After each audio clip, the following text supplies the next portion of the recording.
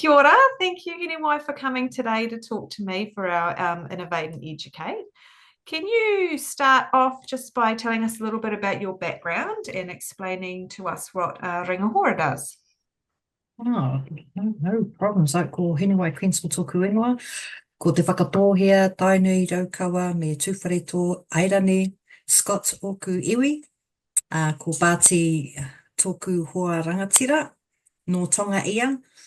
Ko Hinewai a māua tamāhine, te kaumārima o ngā tau.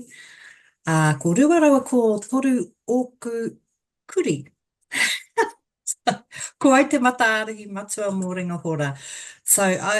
My name is Hinewai, and I am the Vocational Pathway Adviser for Ringa Hora, married to a Tongan, and we have a beautiful daughter who's 15.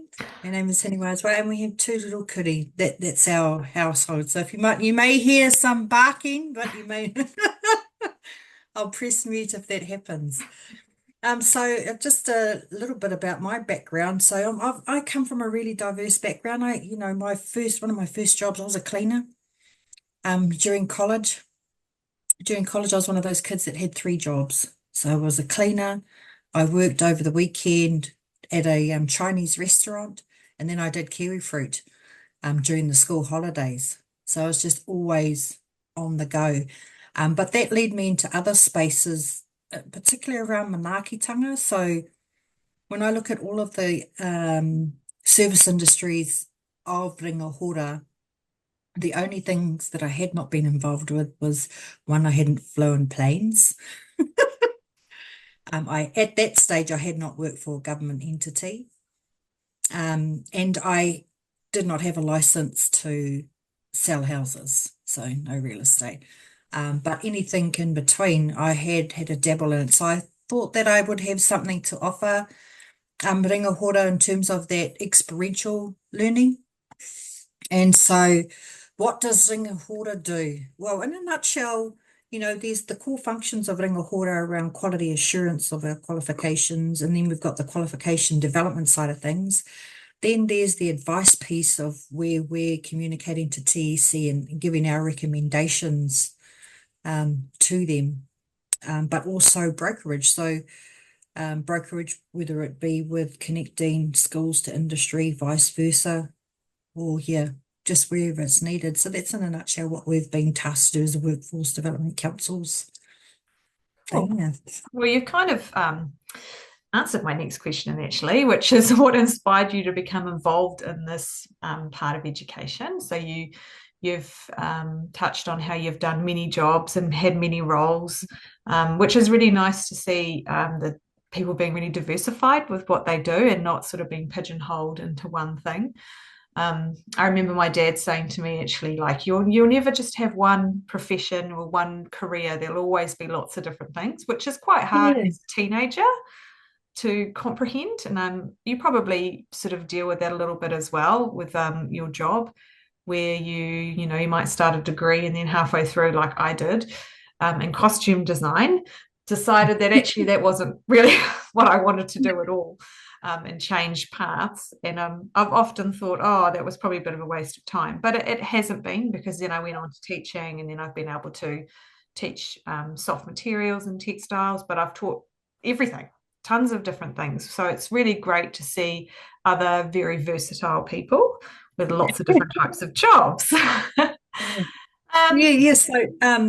What inspired me in particular was at the time when the Workforce Development Council was being developed, I was actually working as a regional engagement facilitator for Toyoho Mai. So there was two parts to that role. You were assisting students academically, but you were also assisting students in the pastoral care space.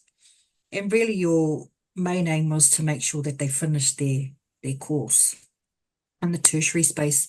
So you learn firsthand through their eyes, their experience of what they see, like with particular Māori Pacifica and tangata whaikaha, what their barriers they believe are to education. And so having that firsthand knowledge, I really wanted to have the opportunity to be at tables of influence. And I knew that in that space under Toyo Homai, that would be a difficult task. So when the workforce development councils came about, I actually applied for the equity advisor role, but I wasn't successful. But what they did throw at me was the vocational pathway advisor. I'm like, well, actually, you're still going to be at those tables, so give it a go. Yeah, and so that's really what inspired me to come into the space that paired with my background and all Yeah, those services. Yeah. it's So, very and I really wanted to come with a multicultural worldview. Being I am Māori, I do have Irish, Scottish background, but I also am raising a Tongan, my Tongan beautiful princess that she is.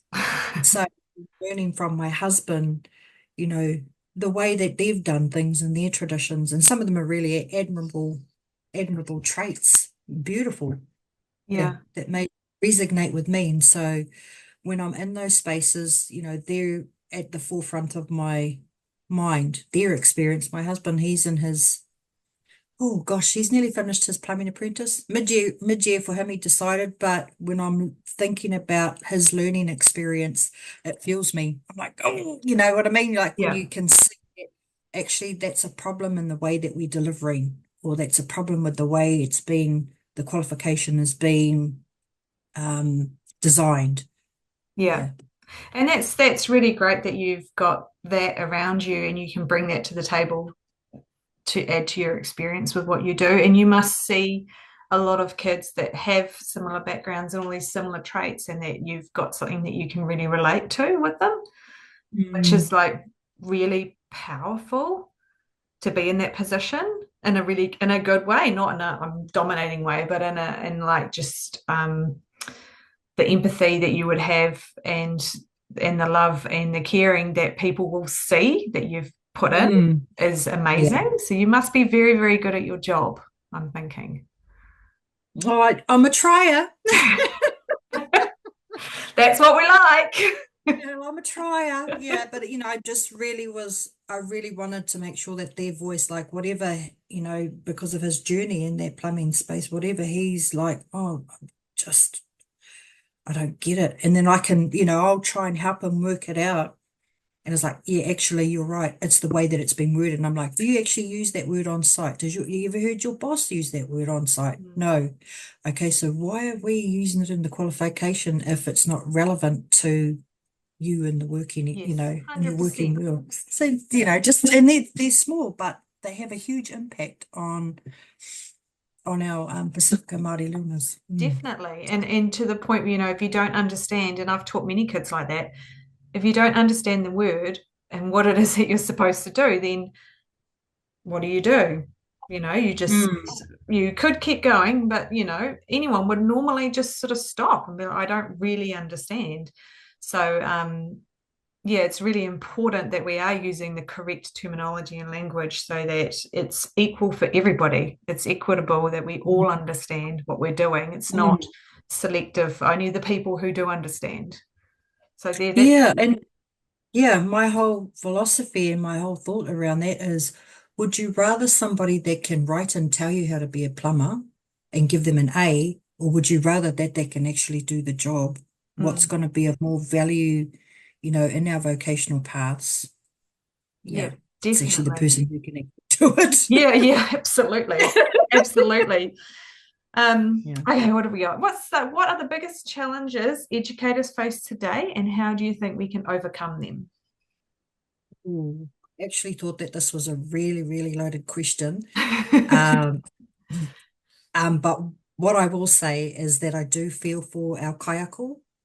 Like they're tasked with so many portai, Mm, and especially, the weight on their shoulders, whether they're going to be cheerleading or whether they're going to do extra curricular, whether they've got to figure out what kind of learner they've been, they're tasked with the size of their class, or, legislation coming in and saying, you now have to do this, you now have to do that, and I want to take this opportunity yeah. to thank all of our kaiako, because I don't believe that they're thanked enough for the amount of mahi and the passion that they, you know, give to us because 100%. really their influence is shaping our next generation. Yeah. So, how they're treated and how they feel is really important. And I think that they're undervalued in so many different ways. Um, yeah, just how much they're bringing to the table. So I just want to take that opportunity to thank our kayako for the passion that, and what they deliver for our next generation of people that'll be running this country, basically. Yeah. It's scary sometimes, isn't it, when you think of it that way? Yeah. And But otherwise, oh man, there's many factors. So I think of things like one, being able to adapt to the different learning styles, um, and building the pooking of skills to be able to, one, recognize it, and then two, be able to implement that. Um, and there's the push for individualized plans for students, and that in itself, like if you've got a class full of 15 to 30 people, how realistic is that? mm, But I do see the value in it, but it's not really an easy task to be no, able to build that pukinga and in a short period of time. So there is that, but I do think that whatever works for the learner is the right strategy. yeah, yeah. Yeah. There's I think it's funny that you're hosting, or Tens is hosting this, because the next part of that is the pace of technology, AI, really driving um, a new way mm, in living. I mean, it's impacting. I don't know if people are aware of just how much behind the scenes that AI technology is impacting on, our social life, our whether or not they know the algorithms behind the social media mm, technologies, and it's reading our behaviors and then planting more things that they believe are our behaviors or our interests behind the scenes. Um, I think also that the inequity in school resources is massive. I mean, like, I've traveled up and down the countryside in this role, and one thing that really has floored me is I can be in one hospitality unit and they've got one stove. And then the next week I've been in holy, you've got five big screen TVs, you've got, your cookers, you've got your convy, you've got your freezer, your freezer, like full on high tech industrial equipment. And and I'm like, wow, look at the learning that your students are getting out of that, and the access to those types of resources, whereas other schools in rural areas don't have that same level. And so I yeah, think, for a long time we've compared kids having the haves and the have-nots, but I'm like, oh my, it's real in schools. It's definitely. absolutely real in schools. And, how do you combat that? And I'm like, well, yeah, it would be great if every single school had exactly the same access to any of the technologies that will enable our Mm, future. yeah. Yeah. Like having even playing field to start off with, because we don't Yeah. have that. And then, you may be in the small rural schools that don't have great access to technology and resources, but there's probably a whole bunch of other things also happening to those communities that won't be happening in the other bigger communities. And put Yes. that on top, and then yeah, the inequities do start to add up, don't they? Yeah. It's not Yeah. equal. Yeah. And I guess the other thing that I did think about with that partai was around student engagement, Mm. because I know that the Kawana has put out the Wero to schools to reduce the amount of truancy at the moment. And I think that that is hard. I'm very fortunate to sit on what we've got called an interagency here in Tokoroa, where we've got the social service person who deals with truancy, and he's able to tell us, all the different things that are impacting a family. And I know for a small area, when you're dealing with 150 students that are not going to school, that's massive. Yeah. Like, Tokoroa, not really, or, the South Dakota is not that big, but to have that many students for various reasons. And, some of the strategies that schools have implemented are buying a van so they can pick up those kids that, like within a 1 to 2 kilometers from the school. So, like I also look at, the accountability when I think back to my koro, and he would tell us stories about how he used to walk 10 kilometers to go to school, and he had no shoes, but to keep his feet warm, he would stand in cow poop along the way, get warm, and then carry on, walking to school. And I'm like, wow, look at the differences in, you know, the want and the need Yeah. for learning, the thirst for education, that you're going to walk to school 10 kilometers and put your feet in cow poo, Yeah. whereas someone that's living in close proximity and you're having to get the school van to go and pick them up to get them to school. And I'm like, man, is that like, have we got to a point where we just don't trust our society that our kids will make it to school on time or get to school safely? Mm. That one of the issues, or have we just resolved that, oh, I'm too tired to get up to take my child to school today because I'm Mm. having a moment. Yeah. It's And tricky, isn't it? oh yeah, there's so many complexities with that student engagement. Like, so, there's those examples, but then there's also examples of, even though the schools have got kai in schools, of the kids still not having a kai to get to school.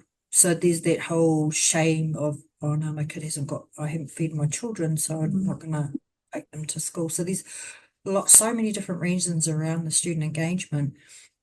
But I think too, the screen time also occupies their time as being more favorable than actually interacting. And that's a lost art Mm. of our communication. Like I find that a lot of students are quite shy. They can talk to the cows come home behind a screen Yeah. and be very, very vocal, but meet them kanohi ki te kanohi, because they're not used to the vibration of other people, how to handle it. Mm. So Yeah. it's interesting. Those are the couple of things. I know you loaded me up and I was like, oh my goodness. It's fascinating. I love listening to you talk. You've got such a really um like loving perspective around this. Like you obviously feel quite passionate about it, which is really lovely. And there is lots of really amazing, passionate people out there. And that's a cool thing about doing these videos is all the great people I get to speak to that have these really different perspectives and can discuss lots of different elements of what everybody's probably thinking about, but maybe not talking about. Right, I'm going to ask you one more question. Um, this is to sort of might be a more of a Ringa Hora situation, but many industries like construction and engineering are becoming more interdisciplinary. What are some of the key skills that students should develop to thrive in these sectors? I'm going to be totally cheeky here. So, Mataarahi Mano Mano is the project that I worked alongside with the other VPAs across the Workforce Development Council. Half of them have already moved on already with what's happening with us. But I thought I would answer this question using the po of Mataarahi Mano Mano. So the first po is Aroha. And so how I looked at Aroha in terms of the skills, it was around communication. So, and it was really around, you know, being open to communicate with many walks of life, many different people with different backgrounds, and not restricting yourself from the different modalities that you use for communication, but it's so that you have an understanding and of a listening of and valuing the diverse perspectives that are out there. So the communication element really being key. And aroha, if you're in those spaces, be a great kaitiaki for our environment. So learn to be resourceful and mindful of what you do has an impact on Papatūānuku. So that was the first po. The second po is aspiration. So I'm a great believer that, and going back to Matariki, Hiwi Tarangi is where all our dreams and aspirations go to. So it's about encouraging our students to have goals, to have that pursuit of continuous improvement. Um, But I also think that this line of thinking um, of it leads on to, if you have a plan, is looking at bigger things like project management. So both those spaces deal heavily in project management. But I think if you understand and you're learning your own um, goals and aspirations first, then that will lead you on to, actually, it's the same kind of philosophies in project management as me managing myself in this area. So that's the aspiration, but also making sure that you're up to date with industry trends and looking for the opportunities to talk with people who are in those industries, all that kind of thing. The next power is adventure. Be like Maui, embrace the innovations and creativity to problem solving. Um, Explore the new technologies that are out there that you believe are going to help, or the different methods or different ways that can often help you find solutions. And in New Zealand, we're renowned for that number eight wire mentality, but still, give anything a go. That's the whole adventure of going into careers, is be prepared to, shapeshift, be transformative, be prepared to transform yourself and pivot and move. Um, Attitude, I like to say, be like Tāne Mahuta. Attitude, like real, develop the positivity, the resilient mindset. Um, that really, I think that if our rangatahi can do that, then they're navigating the space of challenges and setbacks with determination. And it's okay to make mistakes. It's okay to fail every now and then. And it's actually quite character building. In our industries, and regardless of which ohu, all of us have heard it come back from industry, that they will tell us, send us someone with a good attitude and who's willing to learn, we'll do all the rest.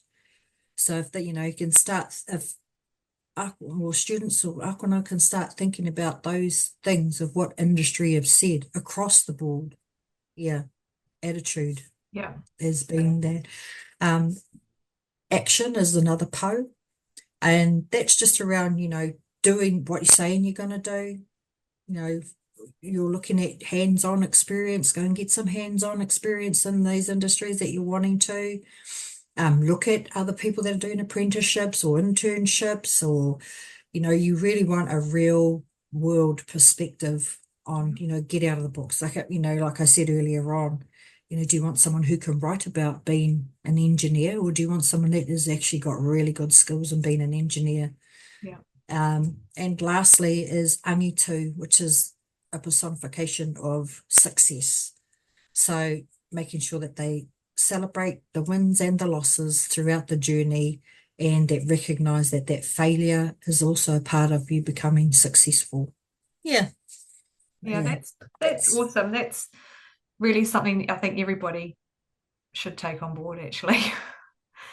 That's, teachers and adults and parents and students as well. Like you've pointed out some really valuable things that we should do to be mm, successful and happy with what we do in our lives.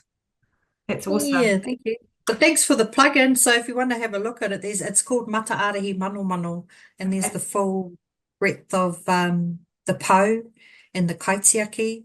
Yeah, I did present that down at Kate, and I've put a submission in for WIPC this year. Oh, So the cool. World Indigenous, I'll yeah, definitely check that out. Office of Education. So hopefully the abstract at WIPC gets accepted. Yeah. Yeah, Oh, but it's that's based on those po. awesome. Mm. Oh, well, thank you so much for your time. We're gonna have to stop recording now, but I really appreciate taking the time to talk to me. It's really fascinating. And I think you've got some really valuable advice for our TENS community out there. So thank you. Oh, you're welcome.